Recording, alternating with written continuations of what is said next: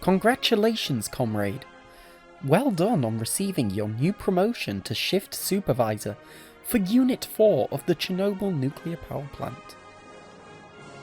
Now you're in charge of all the decisions they make in the absolutely beautiful control room.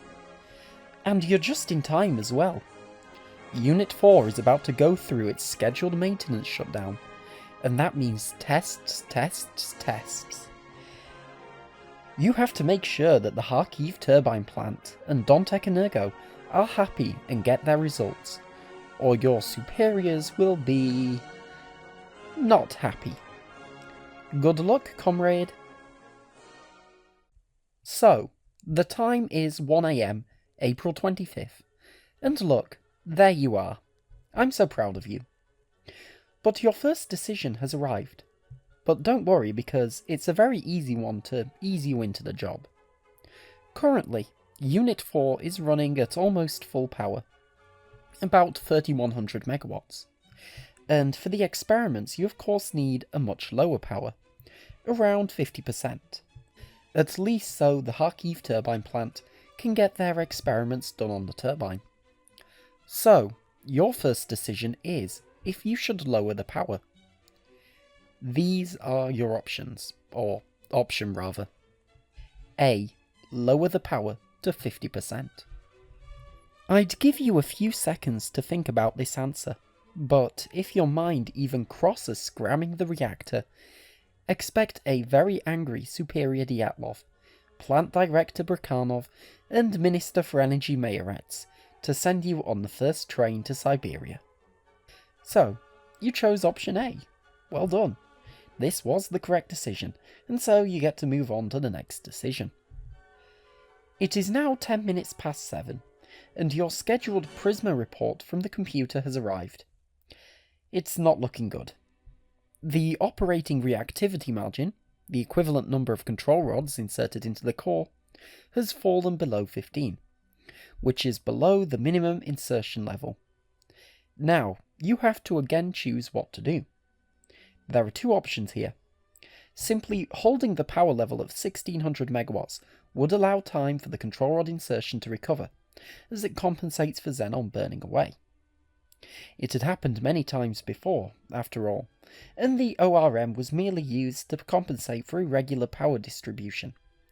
Even Nikolai Fomin, the chief engineer, has given you permission to not shut down.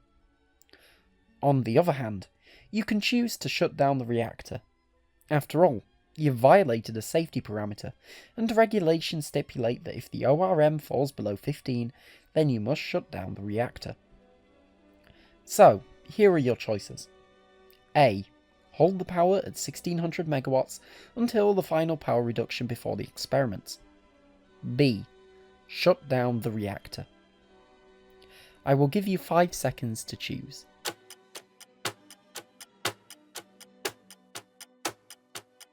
If you selected option B, then congratulations, because you made what scientists in 1986 considered the right choice. Yes, your bosses are now very angry with you, but you followed procedures and safely shut down the reactor. But if you chose option A, I can understand as well, as would virtually every single other person in your position. Because you were lied to. Operating reactivity margin is of course not a simple power distribution compensation, but an actual emergency system. But there is no detail of this in the operating regulations. Furthermore, there has been a glitch in the computer and automatic regulators have not been countered. So it is a safe ORM level. It is a strange note that in regulations the computer value triumphs actual readings, which you may or may not see again, so keep an eye on that. But you made what many operators would consider the right choice. Well done. It is now 2 PM, and you have another decision to make. According to the procedures, the Emergency Core Coolant System, ECCS, has to be disabled. This system takes water from a series of tanks in the building and pours it into the core, in the event of an accident. The problem is that it is cold, and accidental activation during the test could cause stress that can damage the reactor. You have explicit permission to disable it, and operating without it is completely allowed within regulations. You have 3 choices. A. Disable the ECCS. The procedure calls for it. B. Refuse to conduct the tests due to the ECCS being disabled. It is a pretty significant safety system, after all. C. Conduct the experiments with the ECCS active. Again, 5 seconds to choose.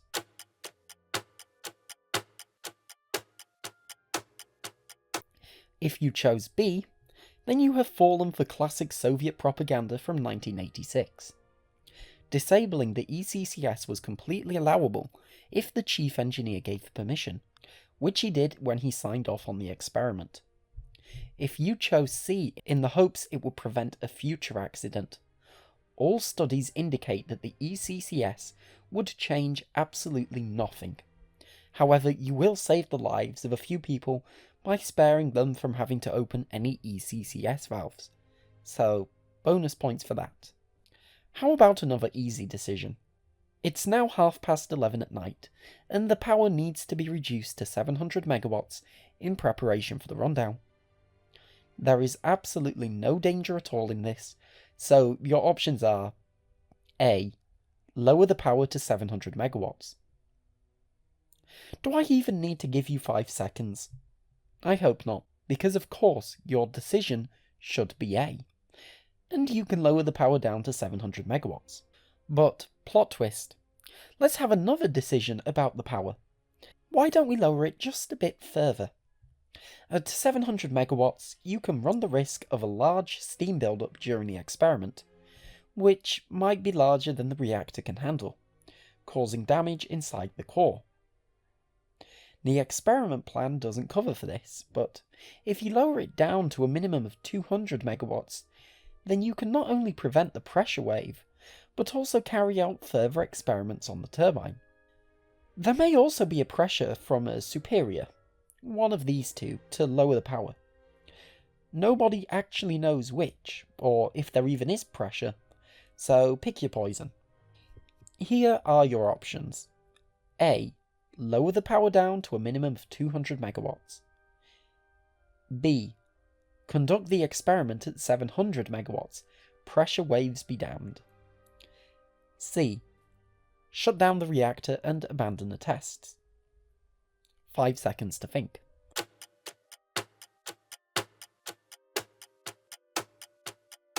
If you chose C, then you've made absolutely the wrong decision here. The reactor is still safe to operate. If you chose B, then you may be able to just get away with it. In the event of a shutdown, steam can be dumped from the reactor straight to the condenser through the BRUK. However, this will still give the reactor a pretty tough run, and it will be a lot harder to control than option A, which was assessed by operators and scientists as the correct decision, and seems to be the norm for operating these kind of experiments historically. So, let's proceed with option A, and oh dear, power has dropped to 30 megawatts. This is very close to shutdown, and too low to conduct the experiment on the turbine. Xenon is now beginning to accumulate in the core, redistributing the power gradient, which will make the reactor harder to control. However, you can mitigate this if you raise the power quickly enough. On the other hand, you can shut down the reactor completely, thereby ending the experiment prematurely. So, to recap, your options are A. Shut down the reactor.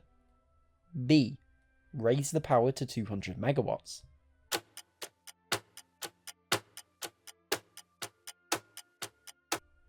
If you selected B, you made what is considered the correct decision, dependent on a few variables that neither you nor anyone can really know. If control rod insertion is at a safe level, then it is completely the right decision. As the power levels were safe at the last calculation, then we should assume that safe levels are still present now. So yeah, raise the power. Let's break away from the reactor for a bit and look at the rightmost desk. Desk T, as it is called. Here, there is an issue with the turbine connected to the reactor. It needs to be disconnected for vibration experiments, but this requires blocking an AZ5 signal that will prematurely shut down the reactor. What this does mean is that you end up permanently disabling it, so disconnecting the turbine during the experiment will not shut down the reactor either. It's a non-standard and quite unusual decision you have to make. So, here's your choices, as always. A. Block the AZ5 signal. You can always press the manual AZ5 button. B. Skip the vibration experiments and proceed with the standard testing procedure. C. Shut down the reactor.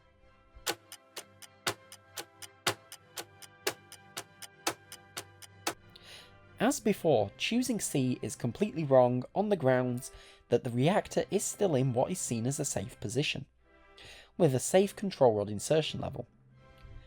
Which leaves us with A and B, and here there is no real right decision. It doesn't really matter. Operating procedures do not actually prevent this from happening, but if you want to keep the turbine plant, and your superiors, happy, I'd suggest blocking that signal. At 3 minutes and 7 minutes past 1, the 2 remaining offline main circulation pumps are activated and connected to the reactor as the test requires, causing an increase in the flow of water into the core. This is going to reduce the number of voids in the reactor, which in turn reduces the amount of positive reactivity from the positive void coefficient. To compensate, you have to remove more control rods, of which currently only 20 at most are inserted according to your readings. Still a safe number, but it is your choice here. A. Permit the activation of the last 2 pumps and perform a control rod withdrawal. B. Shut down the reactor, press AZ5.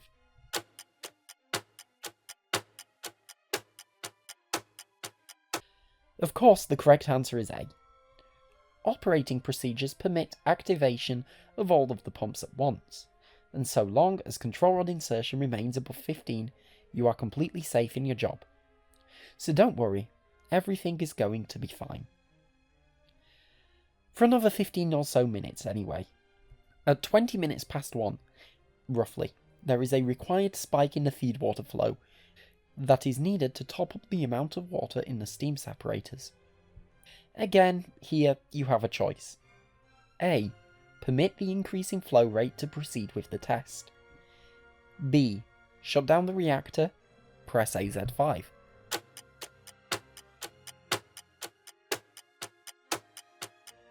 If you chose B, then congratulations, because this is the one and only time during the lead up to the experiment where shutting down the reactor was the favoured decision by the experts. But if you chose it, you'll still probably lose your job.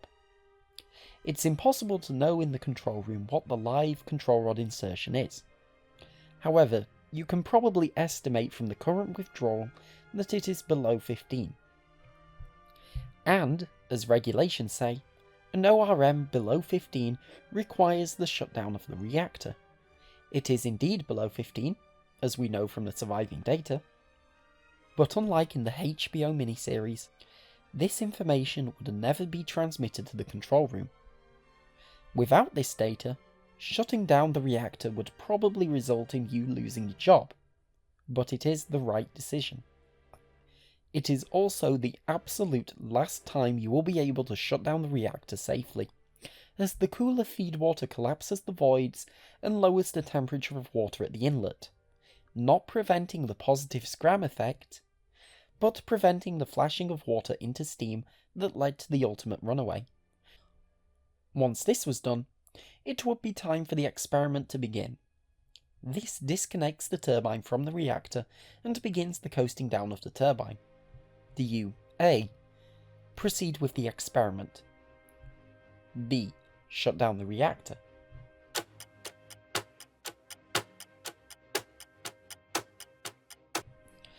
You probably guessed here, but shutting down the reactor is the correct choice. However, even if you chose A, then shutting down the reactor would normally happen anyway. Even if you chose B, the destruction of the reactor is inevitable. In reality, lacking concrete information on the control rod insertion, the operators chose A. And last but not least, 1:23:40, the experiment is now complete. There is only one decision here. A. Press AZ5. No time is needed to think about this, and we all know what the ultimate fate of the reactor is. This video was inspired by a largely secretive report by the All-Union Research Institute for Nuclear Power Plant Operations, which itself came from several collected reports by the operators on shift during the 25th and 26th of April, and was assessed by a plethora of nuclear experts. But I also hope it shows you that everything the operators did that night was ultimately justified in their opinion, all the way until the end. Without perfect intuition and willingly putting your job on the line, how do you prevent this accident?